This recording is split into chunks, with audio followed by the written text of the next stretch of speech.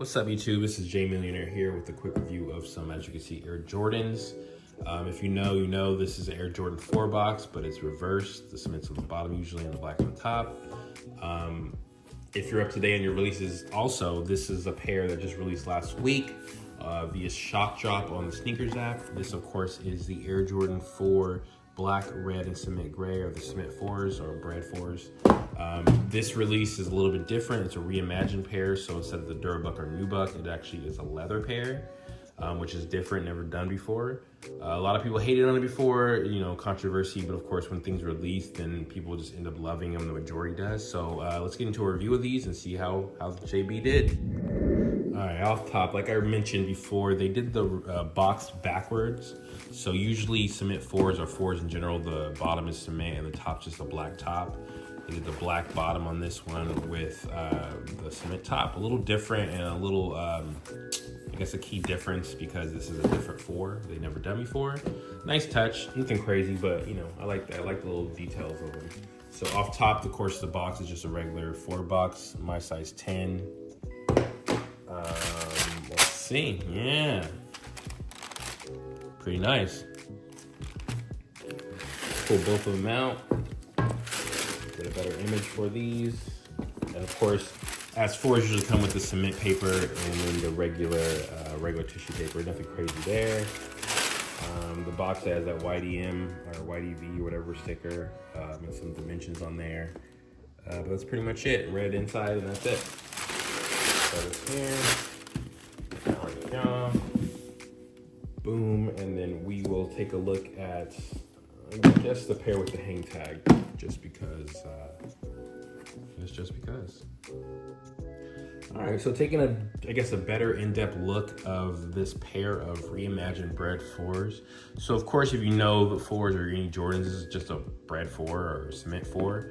Of course, reimagined, so the Nubuck or the original OGs with the Durabuck material, this is just a leather material on all the upper. And I will say, just looking at it the first time, because they just got dropped off today, almost a week after the shock drop, kind of late in my opinion. But everybody else got theirs in hands, and some people are still waiting, so I can't complain.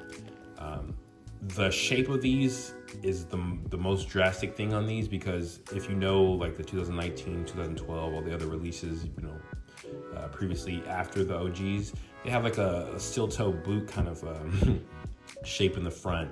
And I will say, and I'll bring it out in a little bit, but as you can see, this is a sloped toe. And that's more, similar to the OGs of the 89s or whatever. I believe it was 89 when they first released these. And then the first retros, I believe in 99, had a better sloped toe. But this is pretty much as close as possible to those. And what I mean by that is basically, if you put these on, it'll just basically look like it's sloping all the way down instead of having a square brick, or the old versions of the 4 was just basically like a curved sole, just a weird shape altogether. So they took the mold, I guess, apparently closer to the the OG model, and they did a pretty good job on that. As far as the leather material on here, it's better than I wouldn't say better than a typical Jordan, because they're not using super high quality materials, but it is pretty nice and plush, nice and soft. And that's pretty much all black leather around the entire shoe. So pretty much the entire upper is a black leather, where, previously would have been a Nubuck or a Durabuck material in the OGs.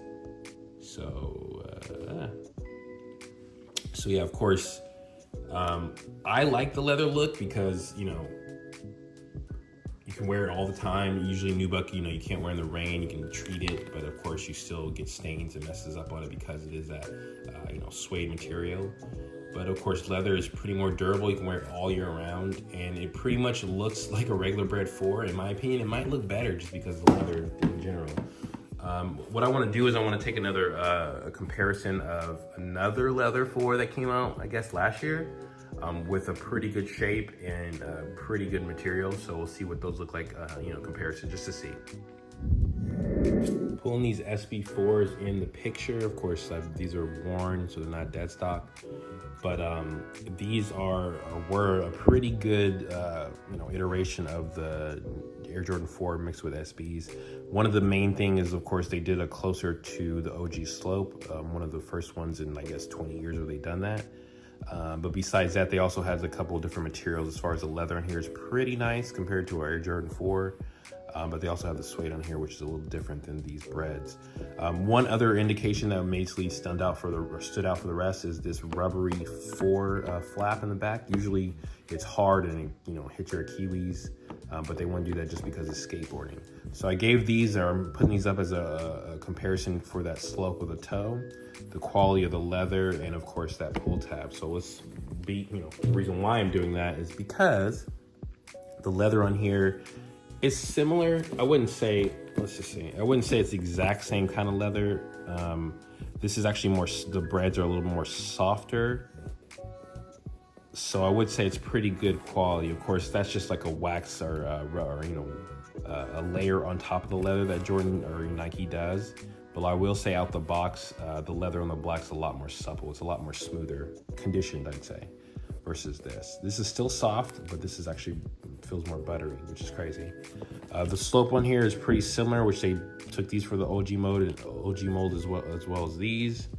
I will say the pull tab or the little ankle tab on this is softer than the previous iterations of the 4. It's not as hard. It does move a little more, so it won't cut your Achilles up as bad, but it's nowhere near the actual rubber part of the SB4. It's just as a comparison. One thing that did stood out is the hang tag. Or the other ones had like an orange hang tag. Iterations from the OGs that used to come out with the orange one, but the black on black, because it's black leather, it's a nice touch.